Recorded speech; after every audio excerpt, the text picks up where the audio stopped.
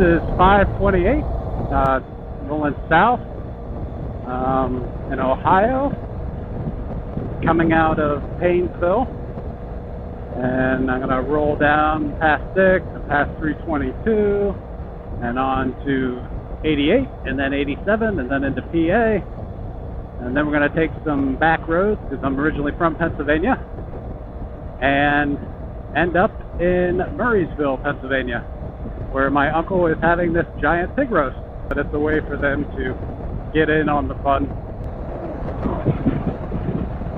So a little bit about me.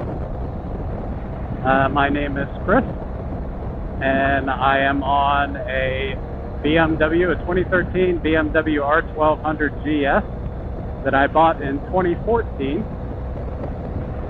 and well, I've been riding it ever since. I took a train to Nebraska because I found a good deal on it. It was hit with a tow motor. And then after my trip back from Nebraska, I was sort of in a strange place in my life. And not really a strange place, but I guess I was overcome with wanderlust, and the routes I had taken in life hadn't quite panned out. And so I packed up what I had and left for Sturgis. I didn't even have a jacket or anything. I just hopped on the bike, I built some panniers and welded them up, and then I hopped on the bike and took off. And then I caught Sturgis like in the last couple days, but I ran into some old timers who took me around, and we weaved up through Spearhead Canyon and went to Deadwood. There's some deer out there where I can't see it. Guy on a bicycle. A woman on a bicycle. Who is this? Guy on a bicycle. I don't blame him. It's kind of humid today.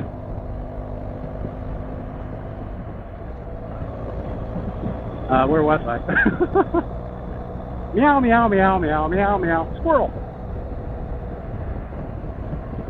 So, anyways, yeah, they took me around. We rode up through, Custer Park and all that. It was actually really awesome. I caught it on video, but I magnetized my disc, or I'm not sure what happened, but we weaved through some buffalo. And so the whole rest of the trip, all I did after I knew I lost the footage was try to run into more buffalo, which I did in Yellowstone. I'll probably lower my voice here going through town. I always feel kind of goofy talking to myself. Oh, it's turning. After Sturgis, I went through Wyoming, went to Colorado. Fort Collins is where I was. From Fort Collins, I went down to Pikes Peak. I'm not sure the order on this. I may have gone to Pikes Peak. That's what I did. Went to Pikes Peak first, and then I came back up to Fort Collins to meet my bud.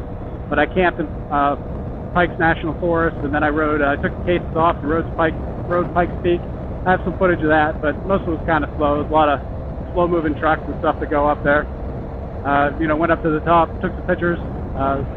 Didn't really have altitude sickness, but man, it was awesome. Absolutely beautiful. And then I went to Fort Collins, stayed there for a bit with my buddy, and then I shot down. I may have done Devil's Tower. I'm not sure if I hit that on the way back or if I hit it on the way out. It's been so long. But then I shot down to, through Durango. Actually, I think I waited in Colorado for my now fiance to show up. And we rode from Denver down to the Grand Canyon. And that was quite a trip, camping along the way. And then she flew out of Phoenix. And then I continued on through Southern California, through the Sierra, the Sequoia National Forest. And then from there, I camped there. And from there, I shot up as much of the 101 as I could and went to Fort Bragg. And then from Fort Bragg, I went into Oregon a little bit, rode up 101 into Oregon. And most of that was shrouded in sea mist. But I did get to jump in the Pacific Ocean, which is pretty neat. It was cold, but I can say that I've touched each ocean now. And then from there I went through, Idaho, Utah, just came back. I was about out of money about that point. And I saw I went to Leggett too in California, drove through that tree with a hole in it. It was pretty cool. I camped a lot, camped in Oregon, camped, some in Northern California. Couldn't find anywhere to camp on the beach, so that was kind of a bummer, but I got close at like a RV campground. That was, it was kind of secluded. It was nice. I ate a lot of blackberries in the morning. Time I was out there in August, a lot of blackberries. I went to Craters of the Moon on my way back. I went to Yellowstone. So I've done some riding. I've done some traveling. Grew up riding bicycles. Grew up riding mini bikes and four-wheelers. And I think, fell in love with the idea of a motorcycle in college. But I had been bitten by the bug earlier. I jumped on this one party I was at. I jumped on a friend of a friend's Raptor four-wheeler. And I know, it probably wasn't extremely legal, but this was many years ago, and out in the country you get away with some things. But I busted down some back roads on that thing, and that's really when I got bit by the bug. Dropping a gear, disappearing on a four-wheeler. Not quite the same as in this thing, but those Raptors are pretty snappy. They're pretty quick, and so that's what then in college I read Zen and the Art of Motorcycle Maintenance, and I watched Cycle South, and the Long Way Down. I think it's the one I watched, the one who went through Africa. And at the time, the GS was just something rich people had, and it wasn't anything that I thought I was going to get. I had a Suzuki one-monger. That was my first bike, Suzuki Savage 650, and until I blew the gasket out of it, head gaskets out of it. And so I rebuilt the motor pretty much, and gave it to a buddy of mine. But after that, I still have a 1984 Yamaha Venture Royale that I bought for $700. It was in kind of rough shape, but it was a runner, and it needs a few things now. But it's parked in the garage. I almost sold it for $700 years later.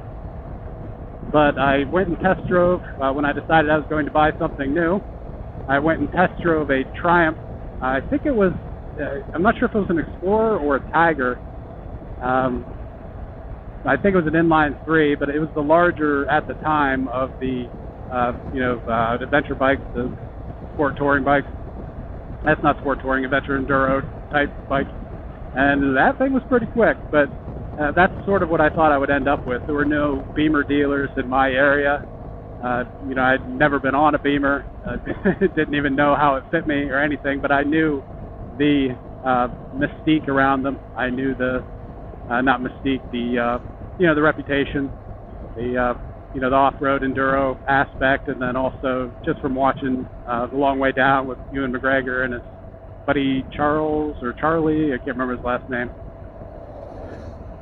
But when I ran across, I believe it was on Cycle Trader, I ran across the price on this thing, and I immediately called him and was like, is that the price? And tried not to be too excited or anything.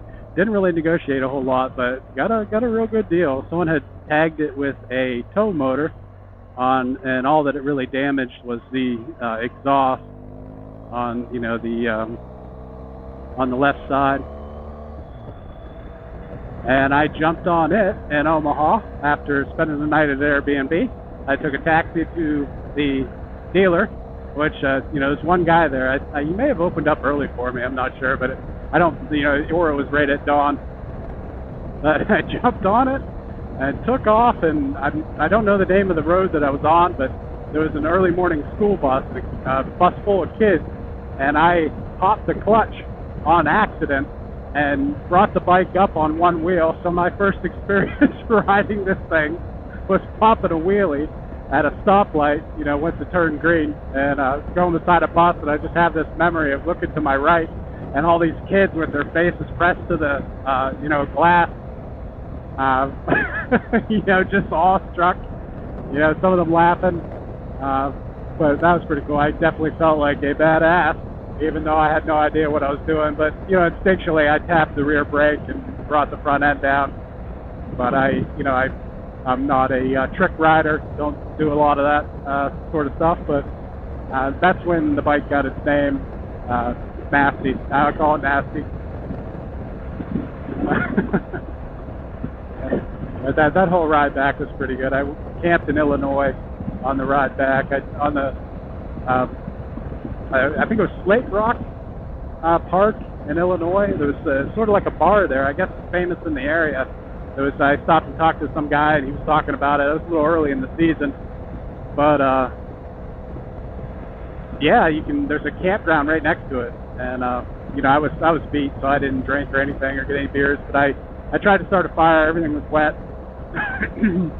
and so I ended up just going to sleep. But it was so cold, I didn't have a jacket, didn't have a coat. I slept on my backpack to keep me up off the ground, and I think I had a light, like a light blanket or sleeping bag or something. But I remember, just freezing the whole time. It was early spring then. And actually, the train ride out, there were a lot of tornadoes in 2014 in Nebraska, and I was on a double-decker train coming into, I think, Pillar, Nebraska. I think that's the name of it, or something with a P. I don't know if it was Pillar or Pillage or Village. All those Scandinavians out there, it's probably like some Viking name. I think it was Pillar, though. But the train had to stop because there was a tornado going out ahead. And, when we were coming into Omaha, even there were sirens going off, tornado sirens. But the train actually stopped because that double-decker car that we were in was rocking back and forth. And you looked ahead, and, one car started rocking one way, and our car was rocking the other way. And it was not really a ride that I want to take again. Pretty terrifying. But rode the whole way in coach to save money. So I'm not used to talking this loud on the bike. The throat's drying out. But then that same storm system that I ran into on the way out there, it passed over us in Omaha, and then I had to ride through it on the way back home. So I was following tornadic storms, going through them, and then they'd overtake me, and then it was actually kind of an emotional experience for me, like riding the storms, riding the wind, riding the leading edge of the storm each time. The busting out of, something like out of a movie, when the building's on fire, or, like a spaceship busts out of a nebula and everything just sort of clears in the clear sky. And of course I wasn't driving, real slow either. I was trying to get out of there. But, yeah, so that's a good experience. But all those trips I took, I really, it satiated my wanderlust, but, it always leaves you hungry for more. And you never have enough time or money to do all the things you'd like to do. And so one day, maybe I'll get back out that way. But I think I'm going to explore the East Coast a little bit. And even the home state that I grew up in, I've never been further. I'm not even sure I've been to State College. I spent most of my time in the Northeast and Southeast of Pennsylvania. So there's some things I'd like to see in Pennsylvania for sure. I'd like to do the MABDR. That was sort of a toss-up this time. I got the green light from Congress to go, and then after that, I thought, well, maybe I'll do the MABDR instead.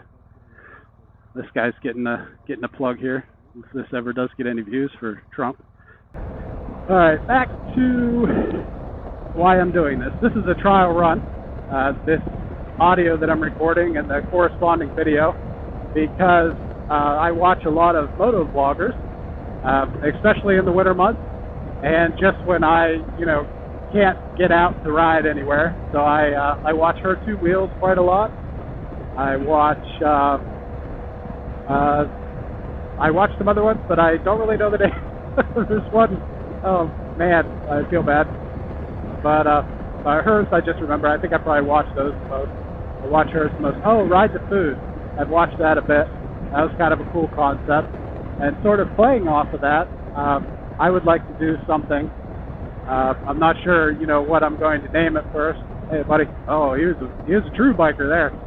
He ain't messing around. He's got the white beard, tattoos. But I would like to do something where we ride to breakfast. My fiance and I, I can't call it ride to breakfast because that would really be piggybacking. But maybe, breakfast on two wheels or Foster breakfast or something to that effect.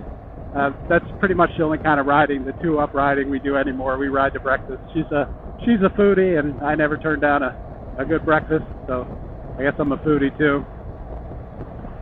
but I think we're going to, go out, especially after COVID. A lot of these places got hit pretty hard. So, breakfasts are cheap, and they're delicious, I think, especially, around here. It's one thing that Ohio does well is all these little diners. There's like 50 themed diners. There's, sunset diners on the, off the lake. There's, like Amish country stuff. So, I mean, we've already been to quite a few, but, she's good for conversation instead of just me rambling. The way things are today, though, everyone's attention spans are real short. It seems like all this technology has given everyone ADHD. They're flipping from one thing to another. And so we'll certainly start with something short and condense it. A lot of people don't like to watch these long, videos either, especially, a lot of north-south roads in Ohio, and so you get into southern Ohio are just flat, straight strips. A voice recorder on my phone to record the audio through my Sina. And then I do not have a GoPro. I recorded across the country on a previous iteration of this camera, an action camera. I think I paid about $30 for it and all the mounting hardware, for that first one when it was new. The new one is, I think, it's supposed to mimic the high-end GoPros. And, it's like, I think I paid $60. They're now $80 now because I looked into getting another one. So the audio isn't going to be great. It has no hookups for external mics or anything like that.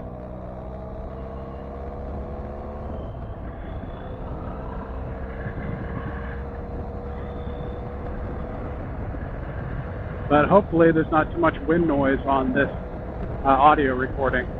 I've never done it at speed before, so I'm not sure what I'm getting. I know there's noise canceling, background canceling, so when I speak to Melissa over the intercom, it's relatively quiet.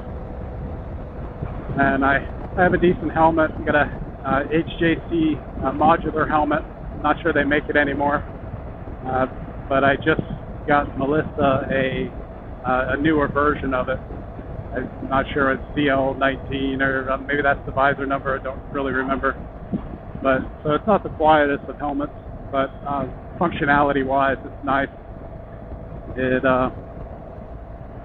it flips up when I get too hot, which is something I didn't have. It's got a pin lock on it where I can avoid fogging up.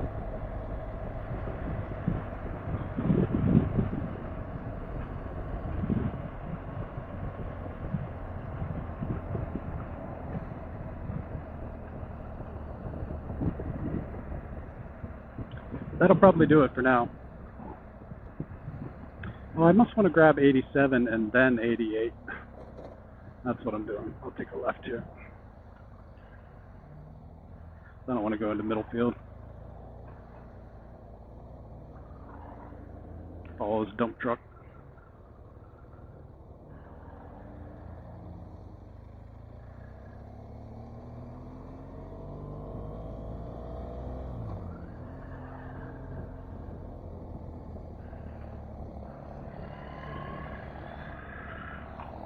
Bit of a squirrely divot in the road there.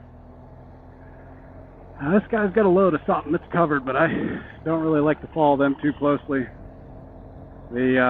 Oh man, yeah, not just stuff flying off, but I don't know if anyone's ever ridden through Death Valley in California, like the interstate that skirts around there, like near Route 66 and all that. But they run retreads out there because of the heat. And man, coming up on semi-trucks, it makes you pretty skittish when they start blowing those retreads and they're flying by your head. Almost got taken out by two of them. But I was on my toes. It was hot that day. It was up around, it was over 100. But that'll wake you up. Like some flying debris at 80 miles an hour. Keep you loose in the saddle.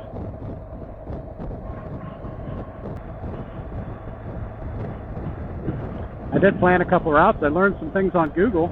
I did not know that you could design a route, with checkpoints and then save it to your smartphone. So every time you click, with stops so that you can go, to certain roads and such. I always thought, people had to get a GPS unit for that. But that's a cool little hack there. You just, you go into the program, you set a waypoint, your first nav point or beacon or whatever they call it in Google. And then from there, you just add and subtract stops until you get the ride that you want. And then there's an option there, if you go up to the top right, now it's like a tech help video. Oh no. But yeah, you go up to the top right, you can click save to your phone, and it'll save an icon that records that route for you, which is pretty neat. And all you gotta do is click on it, opens, Google Maps up, and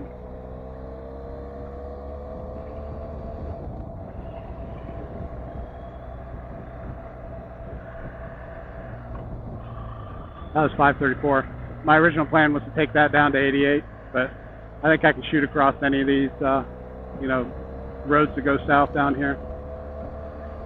Most of Ohio is laid out into a grid. It's all, east and west, north and south. There's a few meandering routes, like 86 is a good road. I can't think of any off the top of my head. Not being from here, I just sort of find them. Oh, there's a road up near me that I like to ride a lot, River Run Road. It sort of goes west, but it falls along the road, River Run, that's the name. And I like those twisties in the hills, some blind hills on it though. I do not like those.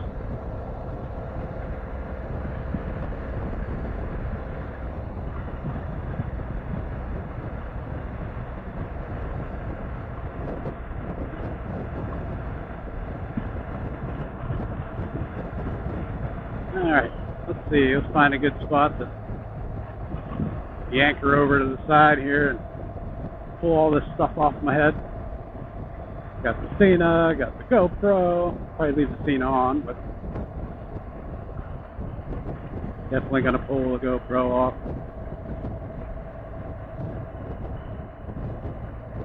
That's the only thing about this helmet, did not have a lot of mounting locations. Anywhere here would probably be pretty good. Let's stop near the high water sign. Sounds like a good plan. Maybe someone will come along and not pay attention and take us out from behind. Won't take long to stop everything here. Ooh, there's a swamp. Maybe get some good bugs in here. Yep. Snapping turtles or anything. Oh, it's pretty down there though, huh? Alright, shut her down.